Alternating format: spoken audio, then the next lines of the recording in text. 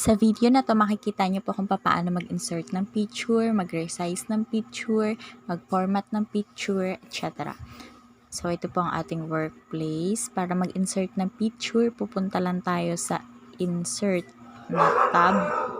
Then, click lang yung insert katabi ng home. Ito, click lang yan. Then, insert picture. Click lang po yung picture.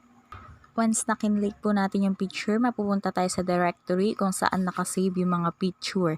Sa left side, dyan po kung saang folder nakalagay yung mga picture nyo, dun nyo pipiliin.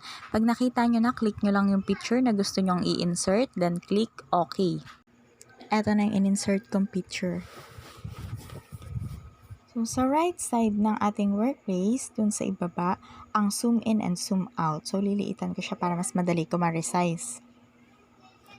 So, ang pag-resize po ng picture, hindi ganyan at hindi pa ganyan.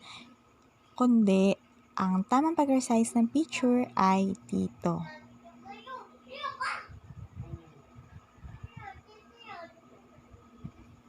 Para pantay. Ang proportion siya. Ayan.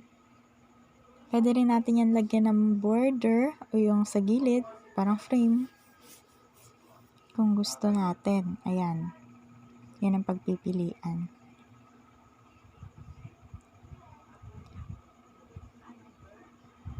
So, once nakinlik mo yung picture, mapupunta agad sa format. Pwede mo agad i-format yung picture. Yan. Pwedeng alisin yung background. Cancel natin. Sa format, marami tayong option na makikita dyan para mapaganda at masaayos natin ang ating picture.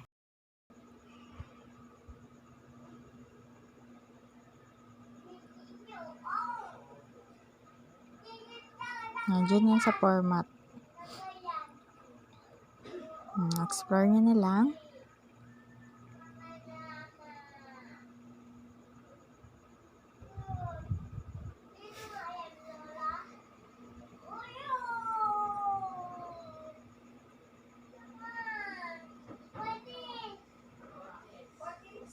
Crop.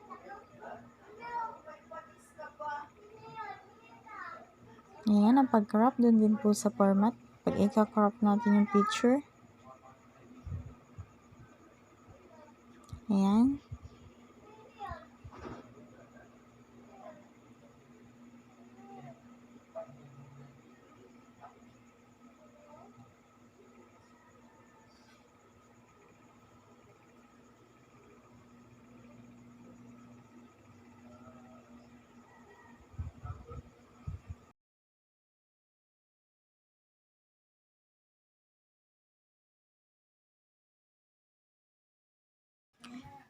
Ayan, left click lang po sa mouse, then text wrap. Explore nyo na lang, meron behind text, through, etc.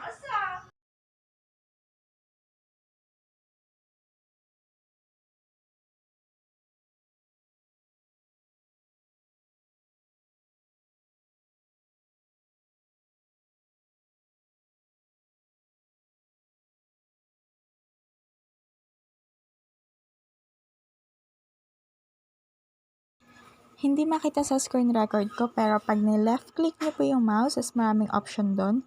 Marami kayong makikita na pwede din ninyong gamitin at i-explore.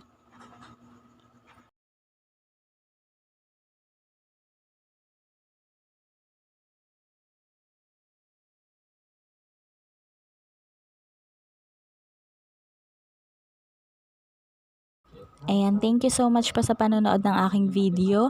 Like and subscribe na lang po sa mga hindi pa nakakapag-subscribe. Thank you po.